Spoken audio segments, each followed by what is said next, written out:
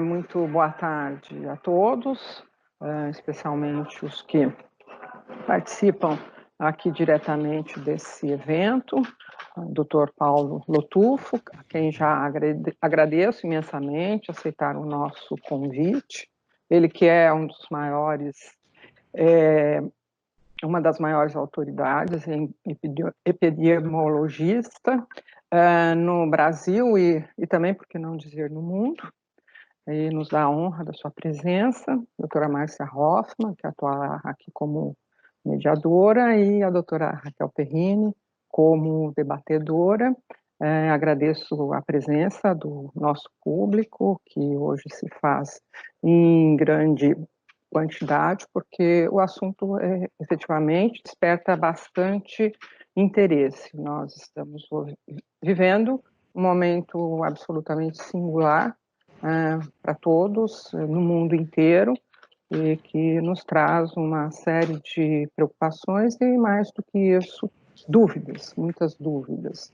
E as notícias todos os dias, elas nos preocupam e nos assombram porque há muitas informações desencontradas, inclusive, por que não dizer, fake news que estão rodando pela internet, e todos, afinal, interessados em ter maiores informações, acabam muitas vezes até desinformados, num momento em que a informação é uma ferramenta extremamente importante para a nossa proteção e para o combate desse inimigo invisível que está causando tanto sofrimento no mundo inteiro.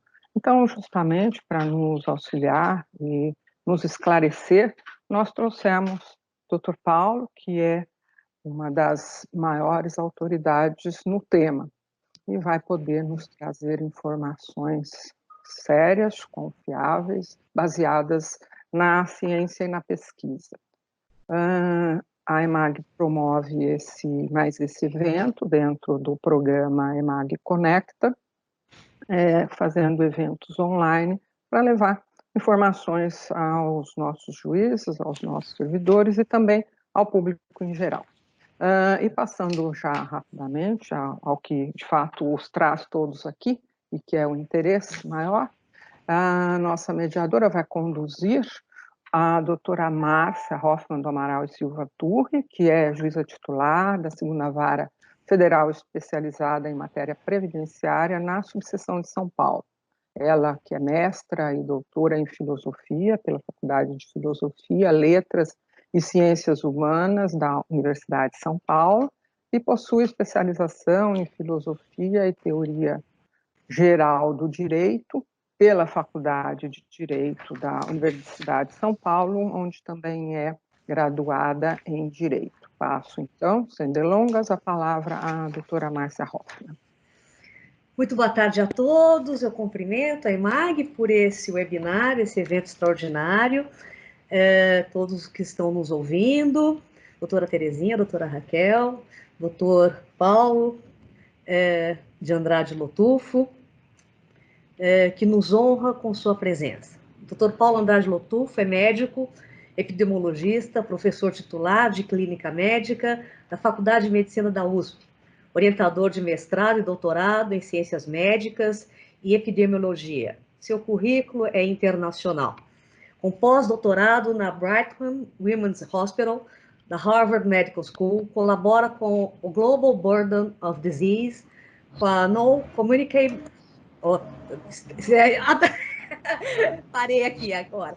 No Communicable Disease Risk Factor Collaboration e com a International 100K Cohorts Consortium, além de ser editor do São Paulo Medical Journal, organizador de estudos epidemiológicos como o Estudo Longitudinal de Saúde do Adulto, ELSA Brasil, Estratégias de Registros da Insuficiência Coronariana Aguda, estudos de morbidade e mortalidade do acidente vascular cerebral. Figurou como um dos pesquisadores mais influentes do mundo em sua área de conhecimento na Highly Cited Researches 2018, lista elaborada a partir da análise da quantidade de citações de artigos publicados por um pesquisador ao longo de uma década, utilizando a plataforma Web of Science. Diretor científico da Associação Paulista de Medicina, membro eleito da Academia de Medicina de São Paulo. Também está conosco hoje a doutora Raquel Perrini, que é juíza titular da 4ª Vara Federal Civil da Subseção de São Paulo, mestra em Direito Constitucional pela Pontifícia Universidade Católica de São Paulo, com especialização em Direito Público pela PUC São Paulo em Relações Internacionais, Cultura, Política e Negociações pela Escola de Administração de Empresas de São Paulo, da Fundação Getúlio Vargas. E logo, para não perdermos tempo, eu começo já perguntando ao Dr. Paulo Lotufo, o seguinte: Dr. Paulo, o Brasil tornou-se o 2º país do mundo a superar a marca de 1 milhão de casos de coronavírus na semana passada. Nós já passamos de 52 mil mortes e São Paulo continua sendo o estado mais afetado. Doutor Paulo, o senhor acredita que esse número ainda assim está subestimado? Boa tarde a todos. Meu agradecimento a você, Márcia, e à Escola de Magistrados por essa oportunidade. A Covid está me fazendo ter um contato que realmente eu não esperava que fosse assim tão amplo, né? Já discuti com o Sindicato dos Metalúrgicos, com um grupo de pessoas de São Miguel Paulista, tivemos encontros internacionais e com inúmeras áreas do conhecimento. Isso está sendo extremamente interessante poder ter o contato com a população, com todo mundo, né, para ver o que as pessoas estão achando, o que elas estão sentindo. Isso, para mim, é uma coisa, um ganho muito grande que estamos tendo aí nesse período. Em relação à sua pergunta, ela foi feita desde sempre. Muita gente perguntava assim: quando será o pico? Quando será o pico? Né? E muitas pessoas se atreveram a falar, né, dar datas precisas, né? E, obviamente, não se deram bem, né? Nós estamos vivendo uma situação que ela é ímpar, porque aquilo que nós estamos falando, né, imediatamente ela acaba se tornando numa ação. Então, no momento em que uma pessoa ligada ao Ministério, ao Governo do Estado, faz uma afirmação: olha, as mortes estão subindo, mas estão desacelerando, né? Isso daí leva com que o Governo do Estado, o Ministério, o Prefeito, entenda que as coisas estão diminuindo. Na verdade, desacelerar significa aumentar, né, a um ritmo um pouco menor, mas significa aumento. No momento que o governador do estado, o prefeito, ele ouve isso, ele está louco para ter as medidas de flexibilização, de relaxamento, ele faz, né? E o que ele ocasiona com isso, né?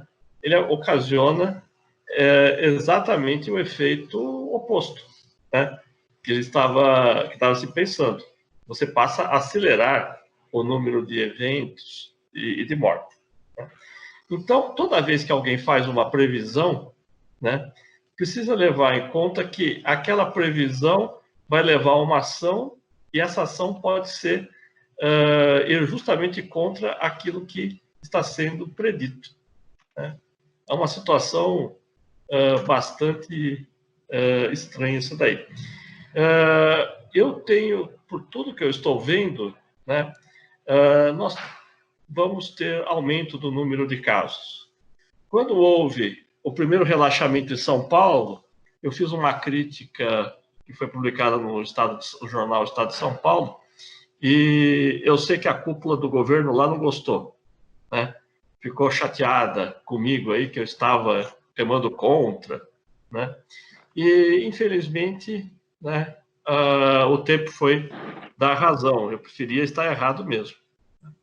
Então, ontem eu estava assistindo a apresentação na televisão, e a apresentadora, ela chega e fala assim: o estado de São Paulo bateu o recorde de casos de mortes, né? Aí fala assim, e o governador já está preparando a volta às aulas. Mas ela olha, né? Ela está assustada, porque ela não consegue, né? Porque a contradição é imensa na notícia que ela está dando, né? Dá quase a impressão assim, que existia algum erro no que estava sendo de informação ou não, né? Quer dizer, assim, o erro era na ação, na realidade. Então, o que nós estamos vivendo hoje é um momento muito ruim, porque foi feito um esforço imenso, né? Um esforço imenso para de isolamento social, com um custo muito grande, e não se alcançou os objetivos necessários e fundamentais para um sucesso, né? Ficou, naquilo que a gente fala no popular, meia boca. É como se aquela pessoa que toma o antibiótico pela metade, né? E tem dor de estômago, tem alergia, né? Então fica com vários efeitos colaterais e não consegue tratar a infecção, né? É um pouco isso que nós fizemos. Embora essa meia boca funcionou em São Paulo. Nós tivemos um impacto muito menor do que houve em Manaus, que houve em São Luís e que houve em Belém, no Rio de Janeiro. O impacto foi muito menor, né? E aí existe um paradoxo, que no momento que as suas ações preventivas funcionam, mesmo pela metade, elas prolongam o período da epidemia. Porque se a gente não fizesse nada, o que iria ter acontecido seria assim uma mortandade, assim, com uma violência inédita, né? Semelhante à que foi descrita na gripe espanhola. Na gripe espanhola se descreve que em São Paulo, mas principalmente no Rio de Janeiro, abria-se casas e encontravam-se pessoas mortas lá já há um tempo, né? O policiamento da cidade não existia praticamente, porque vários policiais, né, tinham morrido ou estavam doentes. E aí se dizia que a violência não aumentou porque também, né, os meliantes também estavam abatidos. Em São Paulo teve fábricas que não conseguiam produzir nada, porque elas abriam e não chegava ninguém, porque estava doente, tinha morrido. E o que aconteceu é uma descrição que, né, o Oswald de Andrade faz um poema lá, né, a gripe como veio se foi, né? E esse como veio se foi é terrível, porque se foi, né, com uma quantidade imensa de mortos, né? Tem vários cemitérios em São Paulo que foram criados, né, nessa época justamente para poder enterrar as vítimas da gripe espanhola. Aqui em São Paulo, isso não aconteceu. Nós conseguimos segurar parte considerável dos casos graves, conseguimos tratar, conseguimos atender. Em nenhum momento o sistema médico hospitalar aqui entrou em colapso, né? Na Grande São Paulo não houve colapso. Houve colapso em Manaus, houve em Belém, em São Luís, no Rio de Janeiro. Aqui não houve, né? E houve colapso em Nova York, houve colapso em Milão, houve colapso em Boston, né, a capital da ciência médica, né? Teve problemas sérios em relação a isso. A gente conseguiu segurar. A gente segurou pela metade, né? Esse que está sendo o nosso grande problema. Nós estamos vivendo hoje o pior dos mundos, porque a gente não conseguiu reduzir a níveis seguros e existe uma enorme pressão, né, pela reabertura, né? E aí, Márcia, não sei se você me permite, existe tudo, né? Existe aquilo que a gente chama assim o acaso, né? Que a gente chama de sorte ou azar, né? Então existe alguns azares na história da Covid-19. O primeiro azar dela foi o seguinte: o primeiro anúncio que veio, que era uma coisa séria na China, né? Aquela história que a China ficou segurando tudo, não é verdade. Não é verdade. Ela segurou muito a SARS-1, que foi inicialmente, ela ficou segurando aquilo, mas não foi verdade. Que ela atuou assim de uma forma não muito democrática com um dos médicos que soltou na rede social, é verdade. Mas eles liberaram a informação relativamente rapidamente.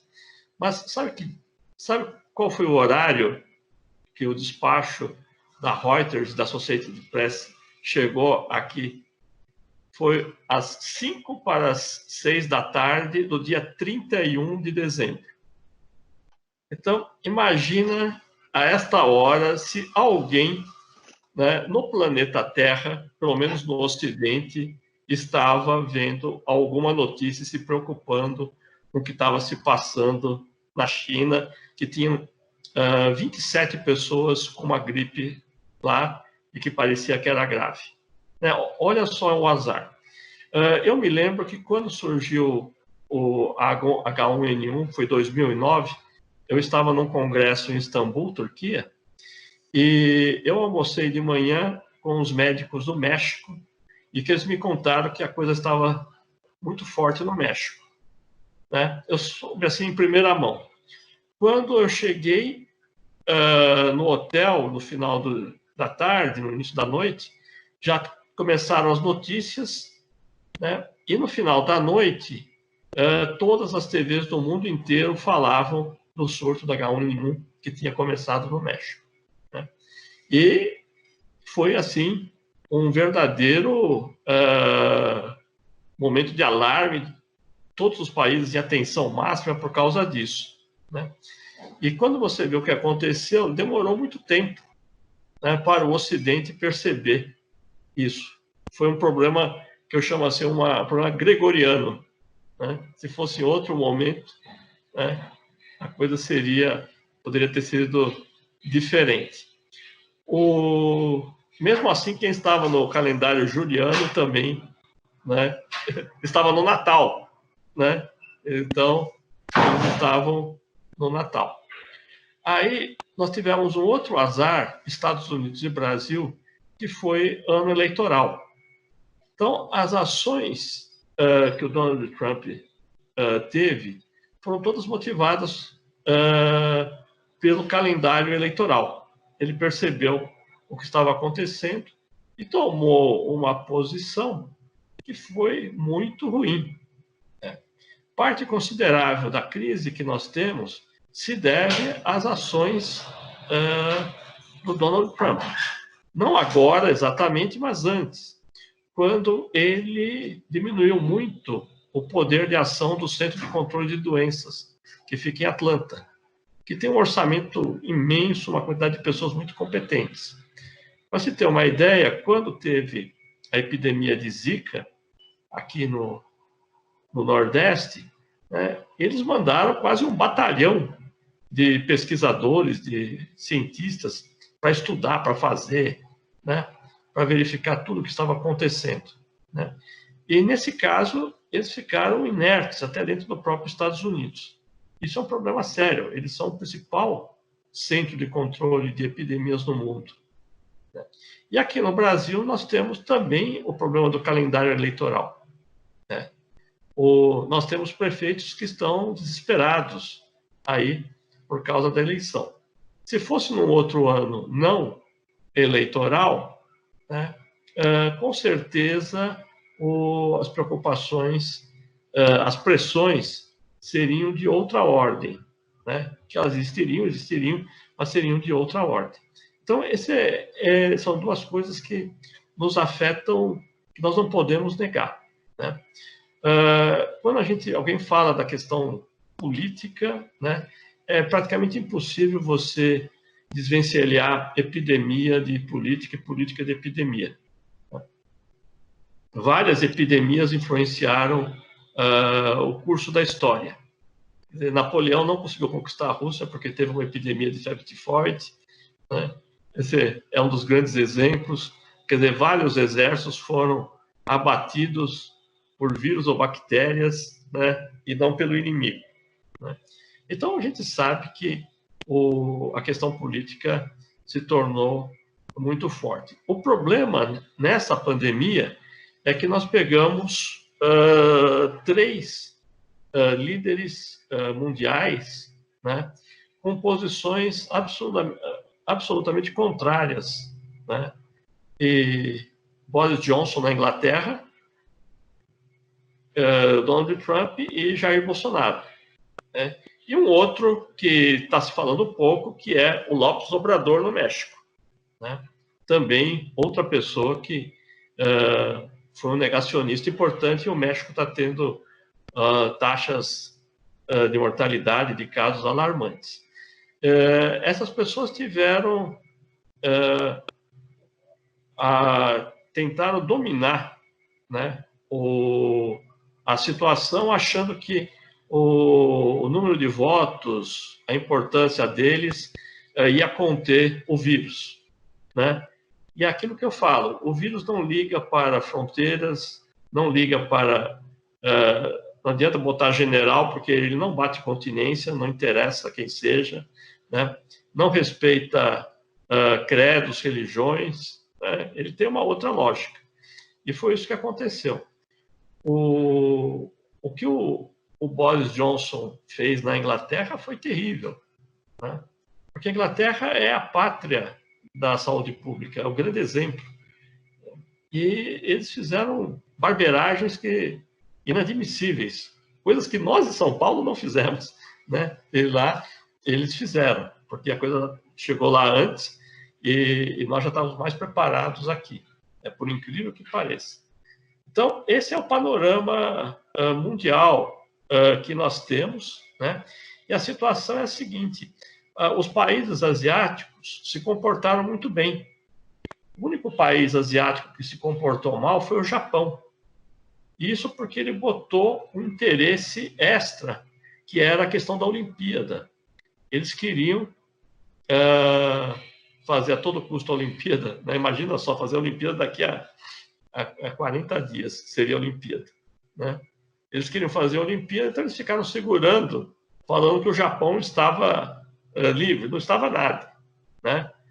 Eles não estavam notificando, testando, e o que eles testavam não estavam informando. Quando há o adiamento da Olimpíada, né, o número de casos do Japão estoura, né? Não pelo anúncio, mas sim porque estava represado. A África está fazendo, com toda a pobreza da África, eles estão fazendo trabalhos muito bons de contenção, né?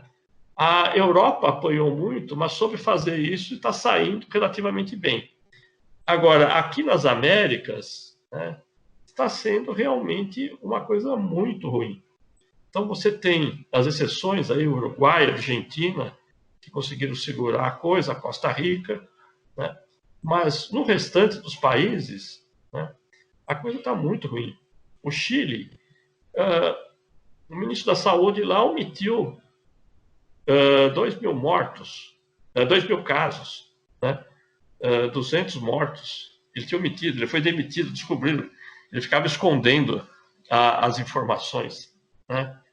O México é um descalabro, né? O México cálculo que é o lugar onde tem mais subnotificação. Então, essa é a situação que nós temos hoje, né? Os Estados Unidos, todos os estados que abriram lá no sul estão aumentando o número de casos, né? E o pessoal continua achando que pode abrir, né? Hoje, eu recebi aí pela internet um dos jornais matutinos lá da NBC, o Today, entrevistando o diretor da Harvard, né? E dava dó, porque o diretor da Harvard estava falando o beabá do que precisava ser feito, né? E a repórter falou assim: nossa, interessante o que o senhor está falando. Ora, interessante de um conhecimento que a humanidade tem há 150 anos, mais ou menos, de como conter uma epidemia, ele não está falando nada novo, né? Mas isso está parecendo coisa nova a ser aplicada lá nos Estados Unidos, né?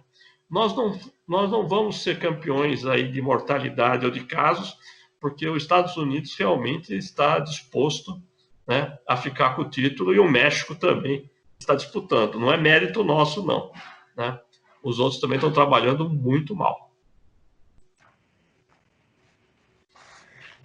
Doutora Raquel? Bom, primeiramente, boa tarde a todos. Eu, de início, gostaria de expressar a minha alegria e satisfação em estar participando desse evento, que é tão atual e importante, pelo menos e especialmente no momento em que nós vivemos. Agradeço também imensamente a desembargadora Terezinha Caserta, que é diretora da EMAG, pela oportunidade de debater e de estar aqui aprendendo, né, sobre um tema que nos é tão caro. Agradeço também a doutora Márcia Hoffmann, amiga de longa data e generosa, e especialmente ao doutor Paulo Lotufo, que é realmente um profissional que dispensa apresentações, altamente qualificado, e que hoje, gentilmente, veio nos brindar com seus conhecimentos. Doutor Paulo, o senhor já deu um panorama mundial muito atualizado e muito detalhado, mas eu vou me permitir voltar um pouquinho num ponto que o senhor tocou logo no início. Enfim, temos discutido muito e polemizado demais a respeito de como se lidar ou tratar a pandemia, enfim, e que para nós já está ficando tanto quanto alongado, né? Me permita até parafrasear o Garcia Marques, são 100 dias de solidão, na verdade, né? Sim. Praticamente isso. Um grande Macondo. Sim, exatamente. É um grande Macondo. E, enfim, na maioria dos países não se tem essa discussão tão acalorada se é para abrir ou não o comércio, enfim, mas aqui isso se revela um pouco mais, não há tanto consenso em relação a isso, sabemos até as razões. Mas o que eu digo assim, essa reabertura de comércio, de shoppings e retomada da atividade econômica, ainda que parcial, e vemos que talvez seja mais intensa ainda a partir da semana que vem, com os anúncios de abertura de outras atividades, bares, restaurantes, enfim. Então, talvez essa reabertura precoce dê a falsa sensação de que está tudo bem, de que o pior já passou, de que estamos voltando ao normal, ou ao novo normal, como dizem por aí, né? Isso acho que causa uma certa confusão na população. E eu gostaria que o senhor dissesse um pouco o que esses sinais trocados, qual o efeito que esses sinais trocados causam na população. O senhor acha que o povo brasileiro, dentro do que é possível, tem uma dimensão do problema que a gente está enfrentando, que ainda vamos conviver com ele por um certo tempo? Bom, Raquel, eu vejo o seguinte, a minha avaliação foi que a população brasileira, particularmente a de São Paulo, respondeu, né, percebeu a gravidade da coisa com uma rapidez grande e com uma conscientização enorme. Então, eu vou tentar lembrar, assim, com datas, no dia 9 de março, surgiu as primeiras notícias que a coisa era realmente grave, né, e que poderia ser, que já estava acontecendo na Itália, era muito sério, né, e que chegaria aqui. Rapidamente, na época, o Ministério da Saúde, o governo do Estado de São Paulo começaram a discutir medidas, e aí, numa rapidez muito grande, né? Então, quando nós chegamos na quinta-feira, já estava praticamente certo que nós iríamos ter que fechar as escolas. Nós não sabíamos quando, né? E aí, na quinta-feira à tarde, a Unicamp decreta que vai fechar, né, suspender as aulas. A USP, né, lança uma nota estranhando isso, né, até meio crítica à Unicamp, coisa que nunca acontece, mas aí se reúne na sexta-feira, ao meio-dia, a USP determina o fechamento das aulas a partir da próxima semana. Enquanto isso, o governo do Estado está analisando, avaliando, e no fim de semana é lançada uma proposta de que as escolas fiquem fechadas a partir do dia 24 de março. e que a partir do dia 17, quem pudesse não levar os filhos, que o fizesse, né? E que as lojas, shoppings, todos ficariam fechados a partir de 24, né? Não aconteceu no dia 24, aconteceu muito antes, né? A maior parte das escolas fecharam antes, os pais já deixaram de levar, né? Houve comerciantes que fecharam antes, né? Foi uma conscientização muito grande, né? Então, eu tenho assim uma confiança muito grande nas pessoas quando elas são bem informadas e recebem as orientações devidas. O problema é que no dia 24, né, há uma declaração do presidente da República na televisão, né, exatamente no sentido oposto, né? E aí então começa um momento em que as pessoas começam a ficarem confusas, né? Afinal de contas, para onde devemos ir, né? Mas, pelo menos o que eu vi em São Paulo, essa intervenção vinda de Brasília teve um impacto pequeno. O que teve impacto grande foi quando o governador falou que ele pensava em flexibilizar a partir de 11 de maio, né? Logo depois do Dia das Mães, né? E isso daí levou que antes, né, já tivesse ocorrido um fenômeno que a gente não esperava, que foi no fim de semana da Semana Santa, a saída de pessoas de São Paulo, muito grande, né, mais do que a vinda. Então as pessoas estavam se espalhando, né, espalhando o vírus por vários lugares. Me lembro que o prefeito de Caraguatatuba tentou fechar a rodovia dos Tamoios, né? Ele tentou fechar isso daí, que ele não queria que viesse ninguém. E eu vejo, então, que a população soube atender isso daí. Mas o que aconteceu passou a ser, né, uma disputa política depois, evidente, a pressão das prefeituras e prefeitos, né? Vários deles falando assim, mas aqui não está acontecendo nada, né? E uma das razões que não estava acontecendo nada em alguns lugares é porque estava acontecendo em outros, né? Então, Campinas estava sem caso, né? Uma das razões porque São Paulo estava controlando, né? E não estava chegando lá, né? É muito difícil, né, para a pessoa mais comum entender isso daí.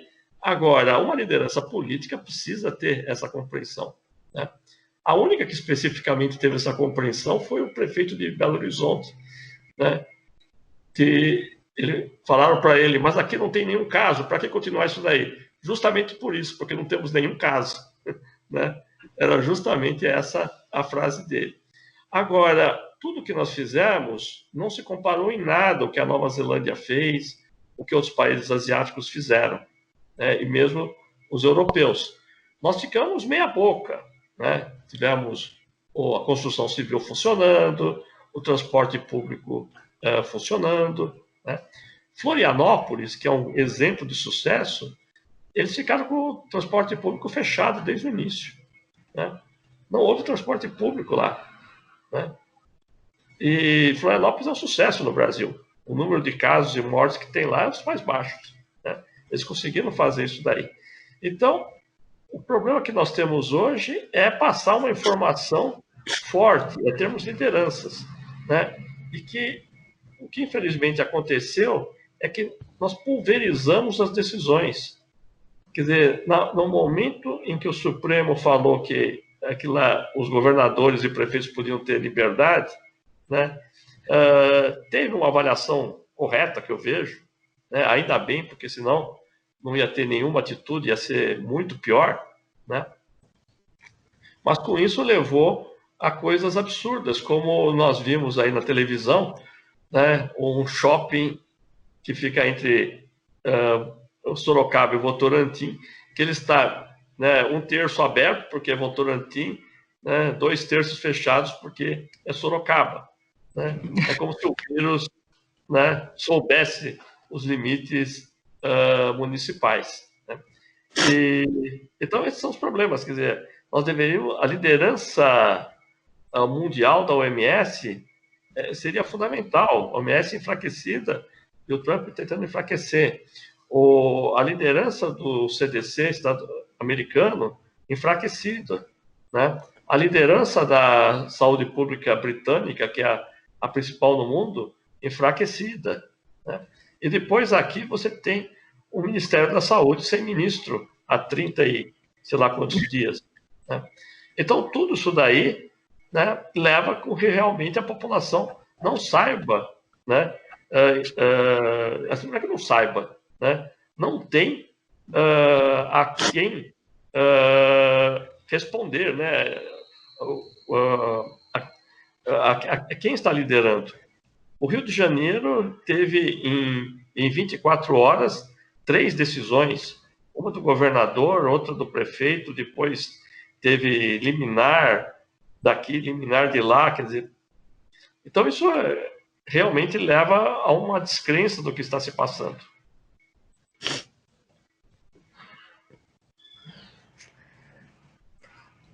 Muito obrigada. Doutor Paulo, eu queria, antes de fazer mais uma pergunta, eu queria avisar a todos que estão nos ouvindo que, ao final, nós abriremos para a pergunta dos nossos ouvintes. Por favor, façam pelo chat e que nós indagaremos ao doutor Paulo Motufo, que está nos brindando com essa excelente exposição. Doutor Paulo, se me permite, eu gostaria de voltar a alguns pontos que o senhor já falou. É interessante que o senhor comentou que por acaso e por azar, em francês é par hasard, que é por acaso, mas nos lembra, né, foneticamente, que é por azar. Enfim, eu também ontem eu estava lendo o jornal Estadão, o senhor tem várias entrevistas, e eu também me reparei da volta às aulas, que será aqui no estado de São Paulo, foi anunciada para setembro, e teria sido anunciada para agosto, e não será porque o secretário de Educação pegou a Covid-19. Então, a jornalista também ficou, né, meio constrangida em anunciar isso. E a minha pergunta para o senhor na verdade, alguma série de perguntas. Será que nós já passamos pelo pior momento da pandemia? E eu gosto muito da definição que o senhor dá de pico, que não é acidente geográfico conhecido, que a gente mensura e chega lá. Mas, enfim, a nossa preocupação toda é se já é seguro afrouxar as medidas de isolamento social, ou se, pelo contrário, nós já deveríamos ter adotado, talvez lá atrás, como o senhor comentou, o lockdown, por exemplo. E se o senhor comentou também que nós não tivemos o colapso do sistema de saúde, como houve em Manaus, mas será que se nós continuarmos nessa toada, não há um risco de termos o colapso do sistema de saúde? Será que nós não devemos nos preocupar, doutor Paulo? Exatamente, né? Eu tenho, pelos dados que nós temos hoje, né, tudo é prematuro. Porque o que se passou na Europa foi pelo menos 14 dias de queda constante no número de casos, no número de mortes, pelo menos durante 14 dias.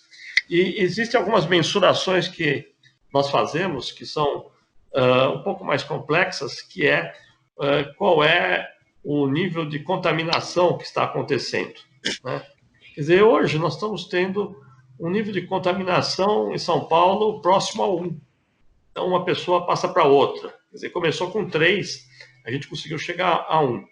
Mas isso, né, é muito dependente justamente do isolamento social. A gente pode aumentar isso daí, como aconteceu nos Estados Unidos. Eu não consigo prever, né? Assim, é que nem o jogador de futebol que fala que ele só vai fazer o prognóstico ao final do jogo, né? E nós vamos falar assim, 14 dias depois, que a gente vai poder falar que realmente está diminuindo, né? Que nós já estamos numa fase realmente de descenso, né?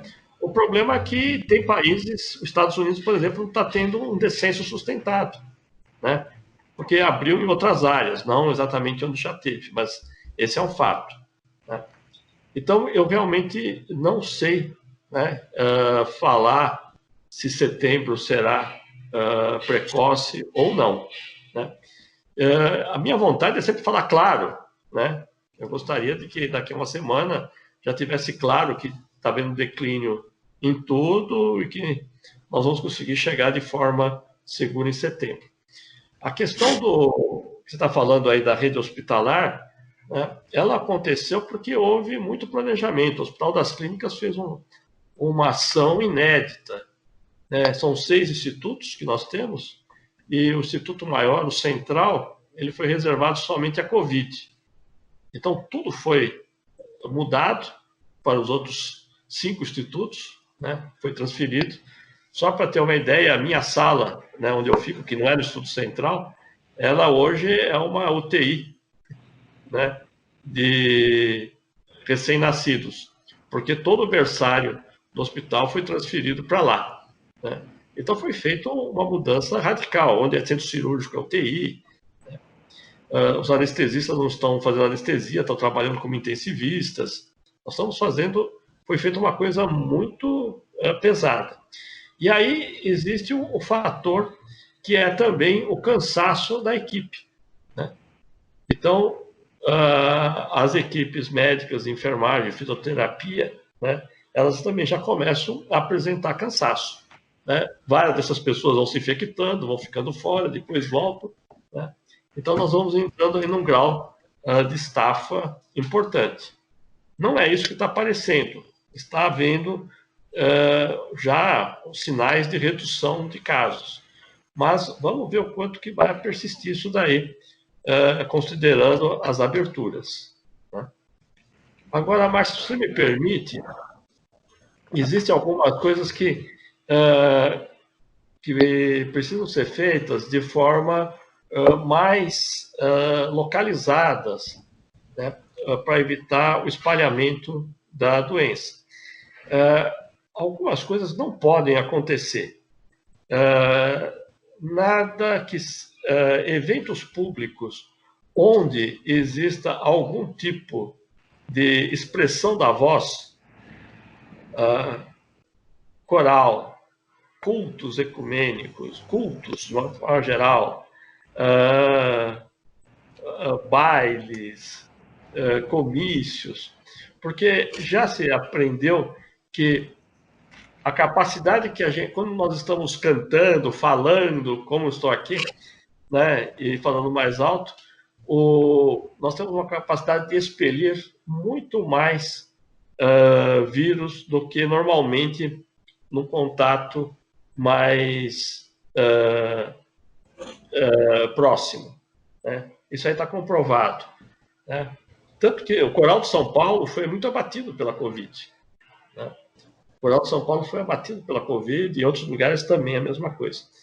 O outro local que nós temos que ter uma preocupação imensa, né, são as instituições de longa permanência de idosos, né, que no Brasil inteiro, eles são desde instituições muito bem aparelhadas, que são mini hospitais, mas com valores elevadíssimos de mensalidade, né, entre 15 e 20 mil reais por mês, né, nós temos esses locais, até lugares que são repúblicas de idosos. Existe isso, né? Quer dizer, é uma velhinha que cuidou do marido, o marido morreu, a casa era grande, e ela convida os outros velhinhos que estão lá, e eles ficam lá e dividem a casa como se fosse, né, uma república mesmo, e tem algumas benesses que algum serviço social aí acaba fazendo lá, ou seja, não tem nenhum tipo de estrutura maior, né? Esses locais, as prefeituras deveriam mapear, né, fazer testes, ter controle, porque são locais de altíssimo risco. Tem outro que pouca gente sabe, que nós ficamos descobrindo agora, que são os frigoríficos, né? Todos os lugares que têm manipulação de carne Então, são lugares que são verdadeiros covidiários, né? E isso foi visto na China, foi visto na Austrália, Estados Unidos, Brasil, né? E aí tem uma questão, nós temos grandes empresas, né? A maior empresa mundial é brasileira, né? Ela pode, tem dinheiro suficiente para fazer isso daí, mas existem 30 mil pequenos frigoríficos no país inteiro, na região sul, na região centro-oeste, o país inteiro praticamente, né? Que faz aquela salsicha, que faz aquela linguiça, que prepara carne de boi mesmo, né? Para aquele consumo da região. E isso é uma coisa, isso é uma ação importante que, né, o Sistema Único de Saúde deveria fazer, né? E a outra questão mais importante de tudo, né, é que nós temos o programa de saúde da família, onde existem as agentes comunitários de saúde, e que eles não estão sendo utilizados como poderiam ser para o controle dos casos, né, a procura dos contactantes, manter as pessoas em isolamento. Então tem muita coisa para fazer ainda, né, que são coisas óbvias, né? Agora, o que eu vejo é que, por parte dos governos de estado, por parte dos prefeitos, eles estão muito mais preocupados com as entrevistas à televisão do que realmente ter um time que está trabalhando. Tudo bem, eu acho que o governador, o prefeito, ele deve aparecer bastante, deve mostrar liderança. Mas é fundamental que houvesse um time bastante coeso por trás, fazendo, né, o feijão com arroz, né, que é aquilo que eu falei, né, em relação à atenção primária trabalhando, em relação aos lugares de maior espalhamento do vírus. Muito obrigada, doutor Paulo. Passo a palavra à doutora Raquel. Doutora Raquel? Seu microfone, doutora Raquel, por gentileza. Desculpem, a gente esquece de religar o microfone, né? Doutor Paulo, eu vou focar agora numa questão um pouco mais prática. A gente tem visto notícias promissoras na imprensa de que estão desenvolvendo uma vacina contra o vírus, principalmente em Oxford, e anunciando então que a Fundação Lehman faria testes de fase 3 aqui no Brasil. A gente sabe que a prevenção, sem dúvida, é fundamental para imunizar a população e impedir que isso se propague, né?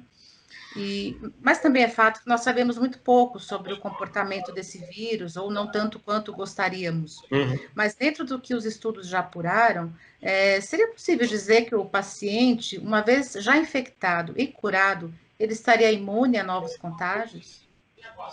Pois é, eu acho que essa é a grande pergunta, né? É isso que nós estamos nos tentando descobrir.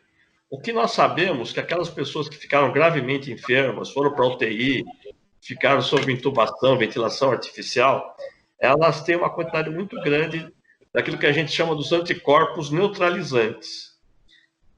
Agora, há informação de que as pessoas que foram mais assintomáticas, né, não desenvolveram um quadro mais grave, elas não estão apresentando títulos de imunidade tão elevados quanto aqueles que tiveram os casos mais graves, né? Se essas pessoas vão ficar imunes mesmo, é uma pergunta que a gente costuma de falar, é a famosa pergunta de $1 bilhão, né? Se você responder, né, vale $1 bilhão. Então, essa é a grande questão. Quanto à vacina, né? Eu acho que essa é a solução mesmo, né? Agora, a gente sabe de uma questão em relação às vacinas, que o importante não é ser o primeiro a chegar. O importante é chegar, é ser o melhor, né? Então, na questão da dengue, houve uma disputa aí de laboratórios, né? Um acabou desistindo no meio, foi uma disputa e não houve nada efetivo, né? Porque demora mesmo, né? Não é uma coisa assim tão simples você achar que você vai conseguir ter a vacina. A perspectiva da vacina, ela varia, né? A gente não sabe exatamente. Existem vacinas que a gente faz, né, para o vírus da febre amarela, que se você tomou uma vez, você está imune, né? Antigamente a gente falava que precisava repetir há 10 anos, porque a gente não sabia. Então a gente inventou 10 anos. Aí fomos pegar pessoas que tinham tomado há mais de 10 anos e foram ver os títulos, a pessoa mantinha os títulos, né? Para gripe, né, para influenza, nós temos que tomar todo ano, porque existe uma mutação grande do vírus e você vai ter que tomar vacina. Então, para o corona, nós não sabemos, né, se vai ser uma coisa que vai ser para o resto da vida, se vai ser em 5 em 5 anos, ou cada ano nós vamos ter que fazer. Ninguém sabe disso. Agora, para mim, o mais importante nessa questão da vacina, né, é que quando a gente fala da Oxford, na verdade a Oxford desenvolveu, mas se tornou uma patente do laboratório AstraZeneca, né? E a coisa está vindo para o Brasil, e essa é uma discussão desde o início, se vai ser garantida a transferência de tecnologia para a feitura aqui, né? E a distribuição para a população brasileira, né? Hoje, mesmo tem um editorial na Folha de São Paulo que avalia isso. Quer dizer, está vindo para cá porque nós estamos numa fase ascendente e isso é interessante. Nós queremos saber, né, fazer o teste aqui vai nos levar a ter a disponibilidade da vacina, né? Aparentemente não. Está sendo feita uma fábrica na Itália que vai servir para a Itália, o Reino Unido, a Alemanha. Uma outra nos Estados Unidos para os Estados Unidos, né? Então está aí uma disputa, né? O ministro interino diz que irá fazer lá no Rio de Janeiro, em Biomanguinhos, né? Aqui o Butantan está tentando fazer essa com a China, né? Mas eu acho que é um momento onde a questão da transferência de tecnologia e de que patentes não sejam observadas aí é fundamental, né? Não tem por que a humanidade toda fazer um enorme sacrifício, né, prejuízos imensos, falências, concordatas e tudo mais, né, e algumas empresas, né, ficarem aí com uma alta lucratividade sem nenhum retorno para os demais.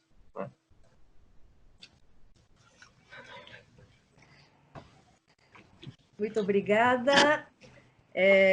Doutor Paulo, se o senhor me permite um pequeno xiste, na Copa do Mundo, em 2018, nós tínhamos aqui no Brasil por volta de 210 milhões de técnicos de futebol. Sim. Depois disso, nós tivemos, em vários momentos, 210 milhões de ministros do Supremo Tribunal Federal. E agora parece que nós temos 210 milhões de médicos, e todos sabem exatamente qual o melhor medicamento contra a Covid-19. E alguns se esquecem, inclusive, daquela advertência, né, que consta em toda a bula de remédio, que não deve ser tomado sem prescrição médica. E a pergunta para o senhor é a seguinte: existem estudos conclusivos que comprovem que o uso de medicamentos que contenham hidroxicloroquina ou cloroquina sejam eficazes e seguros para o tratamento da Covid? Ou, por exemplo, quanto ao remdesivir, a heparina, eu acho que eu nem sei falar esse, Rivalox... Você vai falar para mim que eu não vou saber. Azitromicina. Agora parece que a novidade do momento, a queridinha, é dexametasona. Eu sou asmática, então eu conheço corticoides, enfim. Quanto a qualquer desses medicamentos ou quaisquer outros, existem estudos conclusivos sobre a eficácia, a segurança? Olha, essa foi entre os legados históricos aí de Donald Trump, né? Vai se incluir essa questão da cloroquina, né? Que o amigo dele lá, o Aaron Tusk lá, né? Teve essa ideia genial de colocar isso.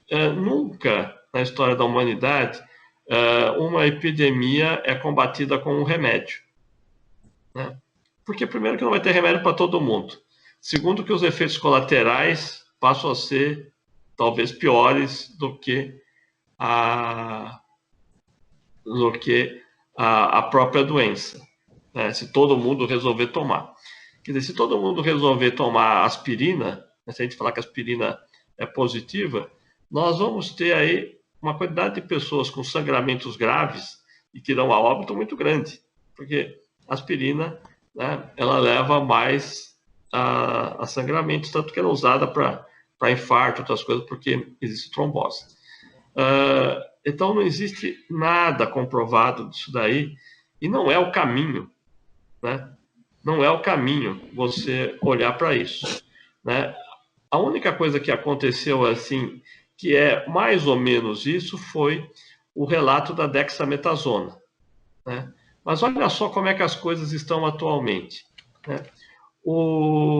A dexametasona é para uso hospitalar, é para quem está entubado. Então, se comprovou que quem estava entubado, usando a dexametasona, né, e saía antes do tubo, né, e teria uma chance de morrer muito menor. Então, isso foi comprovado. Mas olha só como é que a coisa foi feita. Foi lançado um press release, e quem fez o lançamento foi o Boris Johnson, né?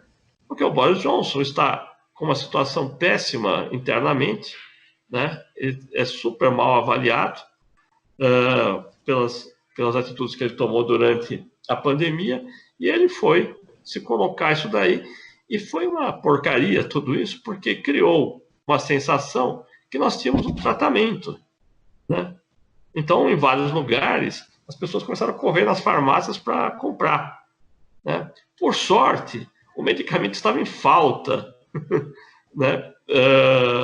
Porque ele é praticamente hospitalar. Para a venda no varejo, a produção estava em falta, né? Mas muita gente comprando dexametasona, né? E pelo amor de Deus, né? Se você começar a tomar dexametasona, ela atua na imunidade, quer dizer, ela é boa para asma. A dexametasona, eu faço um paralelo, é que nem um bisturi, né? O bisturi na mão de um cirurgião competente salva vidas. A dexametasona na mão de um médico competente salva vidas, né? Agora, na mão de incompetentes, um bisturi, uma dexametasona, ela acaba com as vidas, né? Então, esse é um problema sério. Agora, nós temos, além das fake news, nós temos as hype news, né? De hype, do inglês, de hiperbólico, né? De exagerado, né? E o que o Boris Johnson fez foi isso, foi uma hype news, né? No dia seguinte, eu fui entrevistado aí pela televisão e pela rádio. Nossa, jornalistas quase queriam me matar quando eu falava assim, olha, não é assim, né? Eu só convenceram quando eu falei, olha, é muito grave, porque isso leva a diabetes, isso leva a hipertensão, leva a osteoporose, né? E foi aí que eu consegui segurar. Vai existir algum medicamento específico para o coronavírus? Eu não sei. Aparentemente não há nenhum indício disso, porque os outros coronavírus que causam resfriado, que são 4, nunca se conseguiu chegar em ter um medicamento antiviral, como se tem para o HIV, como se tem para hepatite, como se tem até para a gripe, né? Que assim, o HN1 tem uma vantagem quando você fazia o diagnóstico, que você podia usar um antiviral, né? Que na época era o famoso Tamiflu, né? Que você conseguia segurar alguns casos, né? Então eu não vejo eu não vejo nada nisso daí. Agora, toda vez que existe uma situação assim alarmante, surge de tudo, né? A vitamina D, né? Cáscara sagrada, IP roxo, né? Nós já tivemos aí na história da humanidade várias coisas. Só de tratamento de câncer, né, a gente já levantou assim, né, a raiz da fáfia paniculada, ou botando aí o ipê roxo, que era o famoso médico de Taubaté, né, que receitava isso, as pessoas iam lá, né.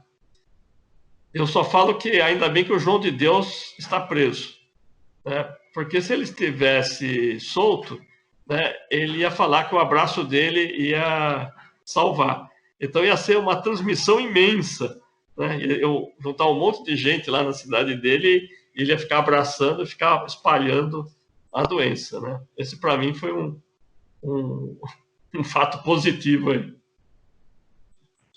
Márcia.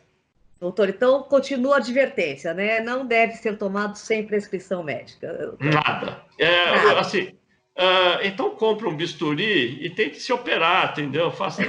É a mesma coisa, entendeu? Então eu vou fazer uma plástica aqui, vou dar uma arrumada aqui.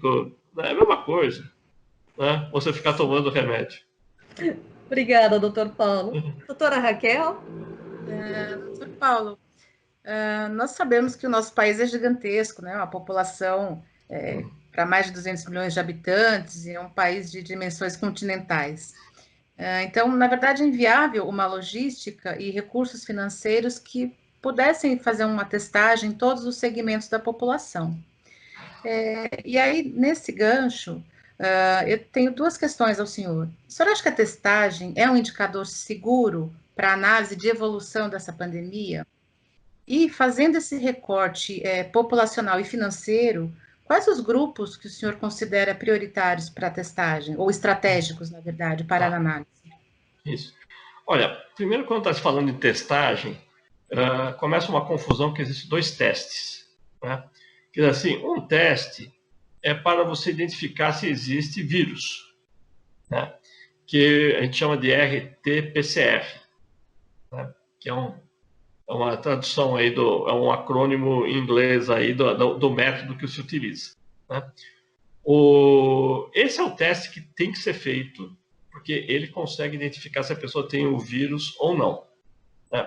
E, sendo bem feito, ele tem uma boa especificidade, uma boa sensibilidade, e ele é a base do diagnóstico e de você ter os controles locais, né? De atrás do contactante, você vê. O problema do RT-PCR é que, para ele ser bem feito, ele precisa ser feito na nasofaringe. Então, a pessoa precisa ficar numa determinada posição, a coleta é difícil, e quem está colhendo tem que ter todo um cuidado, né, na paramentação para não se contaminar. Depois, mesmo no equipamento mais rápido possível que nós temos, existe uma demora para você chegar no resultado. Mas ele é o único teste que eu considero que deve ser pensado e deve ser feito, né? E agora, em quem que ele deve ser feito? Em quem tem sintomas, que passam a ser os casos índice. Nos contactantes, se o contactante for assintomático. Se o contactante já estiver tendo sintomas, né, nem precisa fazer isso daí, quer dizer, você já pode indicar o isolamento, a quarentena do contactante. E depois tem aquelas situações que eu já mencionei. Os profissionais de saúde, todos devem ser testados repetidamente, né, para ver carga viral, ou as pessoas da segurança pública, policiais e bombeiros, os de transporte público também, e o pessoal que trabalha em frigoríficos e os residentes das instituições de longa permanência são pessoas que obrigatoriamente deveriam fazer. Então, esse é o teste da carga viral. Um outro teste que surgiu, que veio aí, né, e que foi vendido, né, muito, quer dizer assim, a China agradece isso daí, né, porque nós compramos muito disso. São testes bastante ruins, que se faz na ponta do dedo, né, e está sendo feito aí em larga escala, se faz em shopping. Em Brasília tem lá como é que chama? Lá o Parque da Cidade, você passa no carro lá, faz o negócio, né? E é um teste muito ruim, né? Aquele mesmo teste, quando feito, colhendo sangue, esperando 24 horas para ver o resultado, já é bem melhor. Mas o da ponta é ruim, porque na prática, hoje, né, o resultado dele é de uma margem de erro tão grande que se você pegasse e jogasse uma moeda para o alto, né, para saber se você está contaminado, se você já está imune ou não, seria a mesma coisa, né? Então, ele tem 50% de erro, né?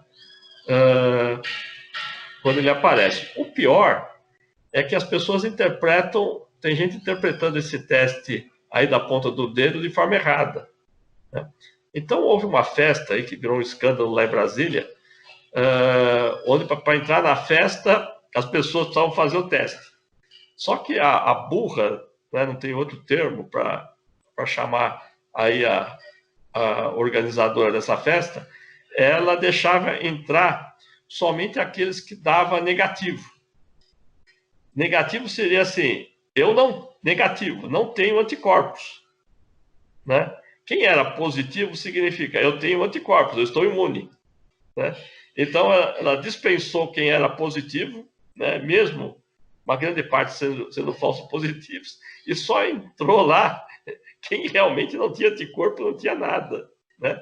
Ou seja, aquela festa foi realmente um covidiário, né? Foi assim, para que as pessoas pegassem a doença.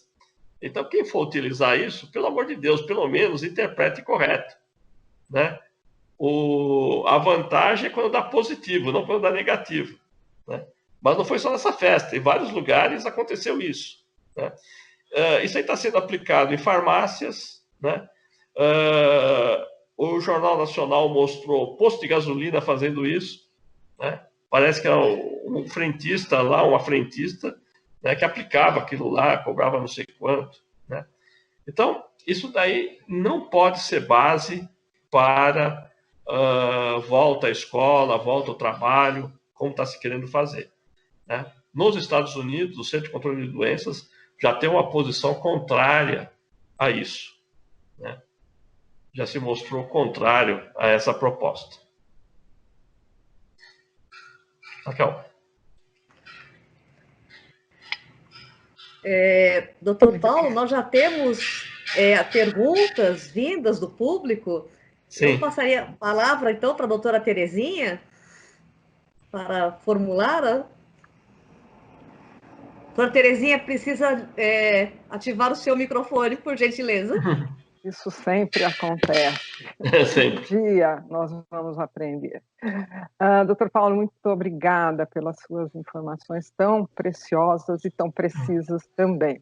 O nosso público está, muitas mensagens são especialmente no sentido de agradecer, e uma delas é da nossa querida doutora Tânia Hauck, psicóloga, colaboradora da nossa escola, agradecendo as informações e também fazendo uma pergunta.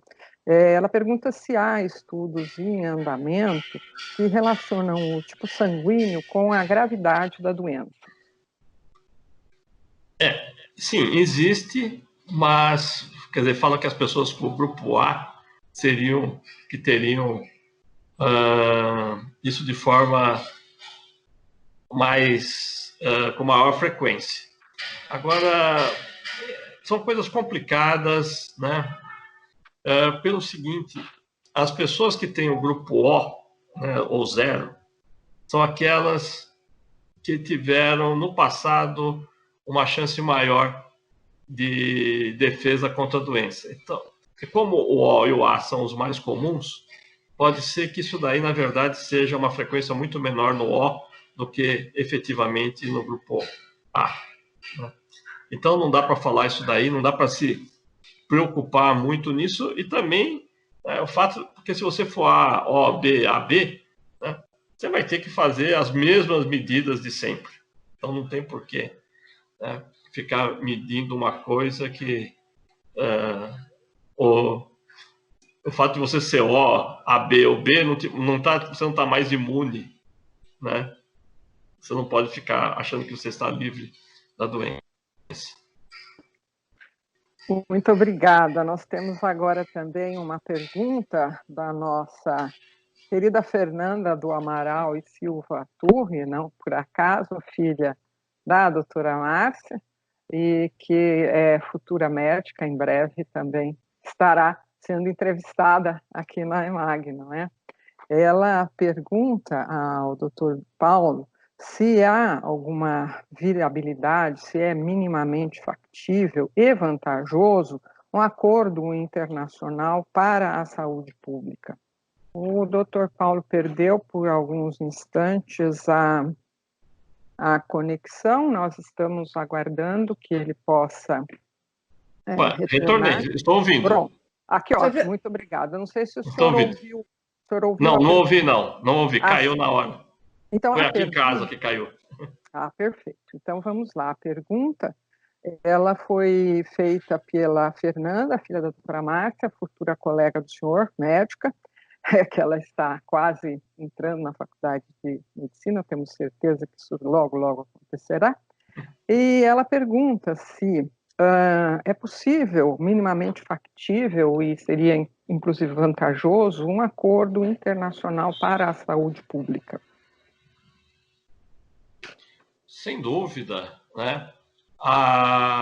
Uma das questões que nós temos que pensar hoje é em fortalecer a Organização Mundial de Saúde. A Organização Mundial de Saúde, ela é muito fraca. Ela tem um nome, né? Ela tem, assim, eu só falo assim porque a OMS falou, né? Mas ela é muito fraca. Ela tem recursos menores que o CDC, menores que vários ministérios, né? Ela não tem, a equipe permanente dela lá é pequena, né? E as formas de interação, de trabalhos colaborativos são muito pequenos que existem, né? É óbvio hoje que nós temos que melhorar em muito a cooperação internacional. O Donald Trump, na hora que ele fala que ele está saindo da OMS, que ele não vai colocar mais dinheiro, ele está fazendo justamente aquilo oposto do que ele deseja. Ele está deixando que a China assuma totalmente, né, a direção do organismo, né? E hoje todos nós precisamos estar lá, todos os países, precisamos fortalecer muito isso daí, né? A vantagem da pandemia, pelo menos, é de mostrar que nós somos, né, uma coisa só. O planeta é uma coisa só, né? Isso vale para as questões ambientais, vale para as questões de respeito aos direitos humanos, vale em relação às questões de saúde e doença. Muito obrigada. A Luciana Palmeira Goulart, ela nos envia também uma pergunta, já dizendo que, como leiga, ela ouve, não é, todo mundo falando em curva de contágios, mas que ela não conseguiu ainda entender o que na prática faz com que essa curva desça. O vírus vai morrendo, entre aspas, ou é uma questão das pessoas irem tendo imunidade? Tem alguma hipótese que faz diminuir? Tem. É o seguinte, parece assim uma brincadeira falar que o vírus morre. Ele não morre, mas ele não consegue se reproduzir. O vírus do o coronavírus, né, pelas características dele, ele tem uma capacidade de que uma pessoa transmite para 3, né? E assim sucessivamente. Isso se todo mundo estiver junto e fazendo, né, atividades muito próximas. Por isso que a ideia do distanciamento social é justamente esse. No momento que você diminui a ligação das pessoas, o vírus não tem para onde ir, né? Então, realmente, ele morre, né? Porque ele precisa passar para outro lugar para ele poder se replicar. E é isso que vai acontecendo. Nós tínhamos um índice de 3 inicialmente. Em São Paulo, fomos para 2,4. chegamos a 1,5, 1,20 e ficamos hoje entre 1, mais ou menos. Mas o ideal é ficar abaixo de 1. Né? Ou seja, quando é abaixo de 1, uma pessoa que está infectada, ela praticamente não consegue passar para ninguém, fica para ela mesma o vírus. Né? Aí são as condições ideais. Perfeito. Essa sua resposta já responde também à pergunta da Bettina Rosengarten. E agora temos uma do Márcio Luiz Oliveira dos Santos, e ele diz que na semana passada o Instituto Superior de Saúde da Itália noticiou a presença de traços do novo coronavírus em águas residuais do esgoto em Milão e Turim, em amostras colhidas em dezembro de 2019. Como isso pode alterar o nosso entendimento de onde e quando iniciou-se a pandemia, ou quando este vírus começou a circular entre nós, inclusive no Brasil? Pois é, esse não foi o primeiro dado, não, esse da Itália. Já existem outros dados mostrando que o vírus é eliminado nas fezes, né, e que existe uma possibilidade não comprovada de uma contaminação que a gente chama de fecal oral, né? Como acontece com a hepatite A, como acontece com a poliomielite, que é esse tipo de contato que existe. Aí, então, a gente pode ficar tranquilo porque, né, a gente conhece há muito tempo como evitar a contaminação oral fecal, que são os hábitos higiênicos individuais e um bom saneamento básico. Né?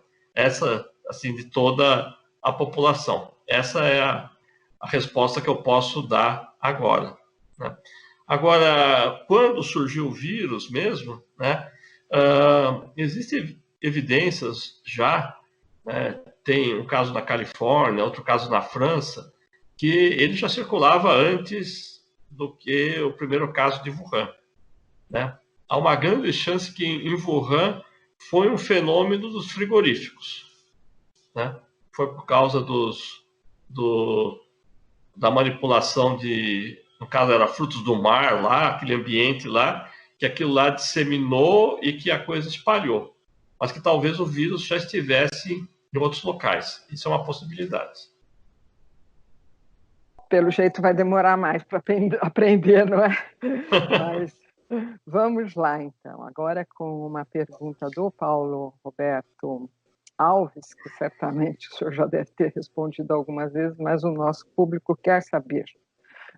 Não deveria ter sido cancelada a realização do Carnaval, tendo em vista que já se tinha notícia do perigo da pandemia, uma vez que foi declarada a situação de emergência em saúde pública de importância internacional pela OMS em 30/1 de 2020? Pois é, essa questão da emergência internacional e depois da pandemia, essa é uma questão complicada, né? Eu acho que o erro da OMS foi da pandemia, que deveria ter sido, assim, tecnicamente, ela já deveria ter sido feita não em 11 ou 12 de março, mas deveria ter sido feito justamente antes, quando exatamente bateria no Carnaval. Né? Agora, no momento, né, as informações que se tinha era uma coisa ainda muito distante. Né? E eu posso falar isso porque no Carnaval eu estava nos Estados Unidos. E lá nos Estados Unidos, ninguém estava levando assim que a coisa ia ter a magnitude que passou a existir. Né? Só para se ter uma ideia, na semana seguinte ao Carnaval, no congresso onde eu estava, devia ser dia 1, 2 de fevereiro, 1º, 2 de fevereiro, estava se discutindo se o Congresso Maior de Cardiologia, que seria feito 3 semanas depois em Chicago, se ele deveria ser cancelado. Aí fizeram lá uma pequena votação, assim, aquelas coisas que se faz atualmente aí, né? 80% falou que não, que era um absurdo aquilo, que não ia ter nenhum problema. Né? 3 semanas depois, claro que uma semana depois o Congresso foi cancelado, E na data do congresso, o local do congresso era um hospital de campanha. Né? Era um hospital de campanha. Então, o que eu vi, né, é que o mundo inteiro não acreditou naquilo. Né?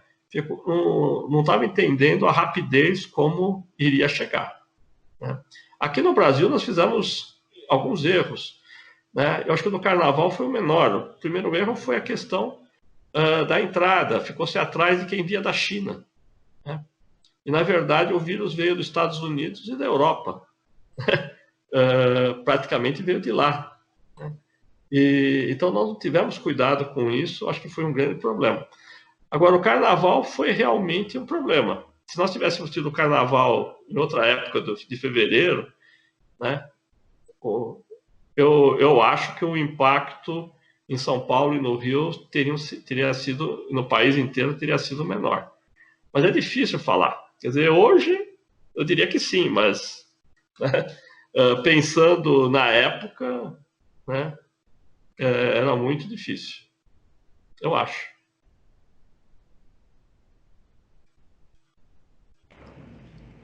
Doutora Terezinha, de novo. É reincidente.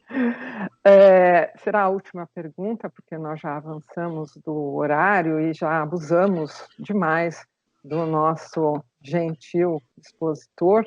E outras perguntas, muitas foram encaminhadas, mas acabaram sendo respondidas ao longo da sua exposição. Então, nós vamos fazer agora, por último, a Ana Marta Lustosa Messias Barrense. Ela gostaria de saber sobre a segunda onda da pandemia. Qual a possibilidade dela ocorrer, se ela é sempre mais forte e por que ela ocorre? Olha, a segunda onda, ela não é uma questão que irá ocorrer com certeza. Não. Né? Até porque nós estamos hoje muito mais atentos. Ela ocorreu na gripe espanhola porque não se fazia nada lá. Né? Não tinha, as coisas eram muito mal feitas em todos os lugares. Né? E no caso específico da gripe espanhola, houve o azar lá da questão sazonal da gripe, que foi pegar justamente o inverno e pegou muito mais os Estados Unidos. Né? Não é uma certeza. Agora, e ela só vai acontecer em lugares onde acabou a primeira onda, ou a onda. Né? Então, você pode falar que pode existir segunda onda na Coreia, na Nova Zelândia, no Vietnã, em Singapura, mas, assim, eu já vi notícias aí falando de segunda onda. Está acontecendo uma segunda onda nos Estados Unidos. Não, não está. É a primeira. Uma segunda onda no Brasil. Não está. É tudo a primeira. Né? É isso que está acontecendo. Né? Então, não é uma certeza, não. Né? Porque nós temos condição hoje de segurar isso daí.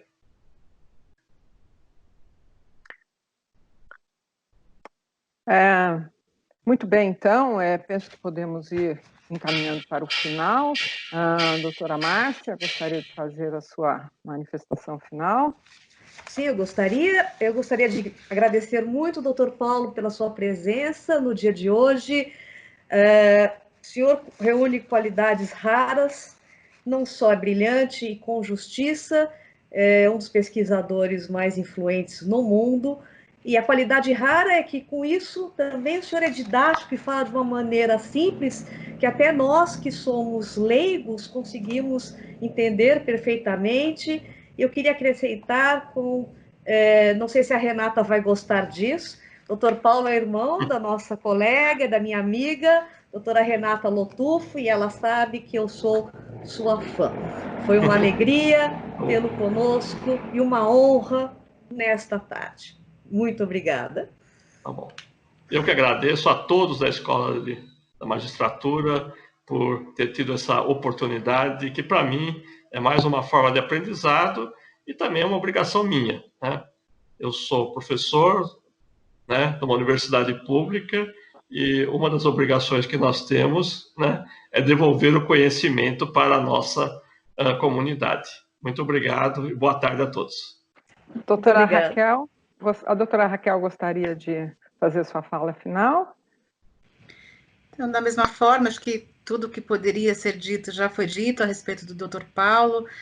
Agradeço também imensamente a presença dele, que veio aqui abrilhantar o nosso evento e com certeza trouxe muitos esclarecimentos e, como disse a Márcia, de uma forma didática, de uma forma simples, muito carinhosa e muito simpática. Os nossos agradecimentos, Dr. Paulo, e muito boa tarde.